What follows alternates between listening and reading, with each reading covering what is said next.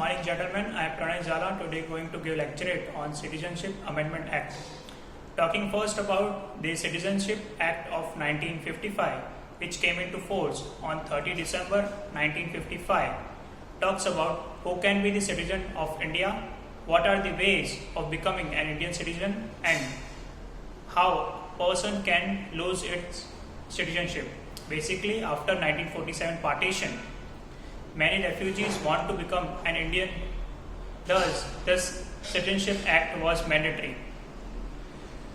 Article 5 to 11 of Indian Constitution talks about the citizenship of India, and Article 11 of Constitution states that Parliament has the right to regulate the citizenship by laws, and Article 10 states that there should be a continuation of the citizenship even after following Article 11.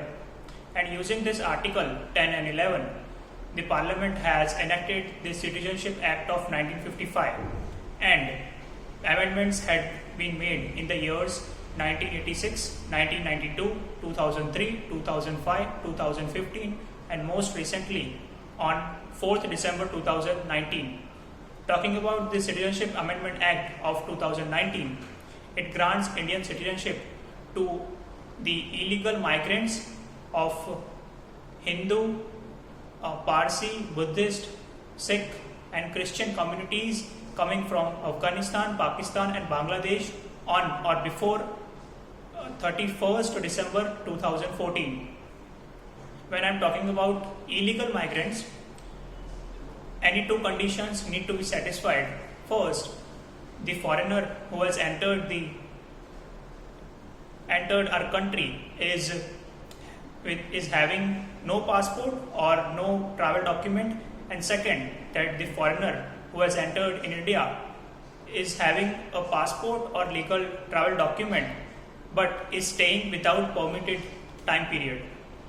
Going back in time, in 1950, after the horrific partition, Prime Minister Jawaharlal Nehru and Prime Minister Liaquat Ali Khan signed an agreement to ensure the rights of minorities to be protected in both the countries, and this pact was also known as Liaquat-Nehru Pact of 1950, and also it is known as Delhi Pact as it took place in Delhi.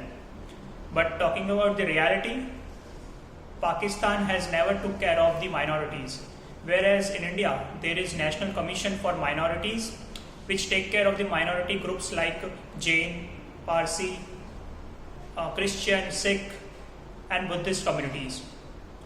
The Islamic countries like Afghanistan, Pakistan and Bangladesh have not treated well with their minority groups, and as a result such minority groups have started illegally residing in India.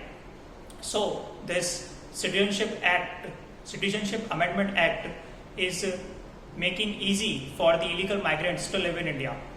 Talking about the problems or the oppositions to the acts, first, the people of Northeast India are claiming that the Bangladeshi migrants have started living in northeastern states, and as a result the local peoples have lost their indigenous identity. And the second opposition is that the opposition party claims that this act is making a discrimination. More precisely, it is anti-Muslim, and it is not obeying Article 14 of Indian Constitution. Article 14 of Indian Constitution states that there is equality before law. At last, the government of India has done a good step to protect the illegal migrants, and all the methods must be in accordance with the spirit of the Indian Constitution. Thank you.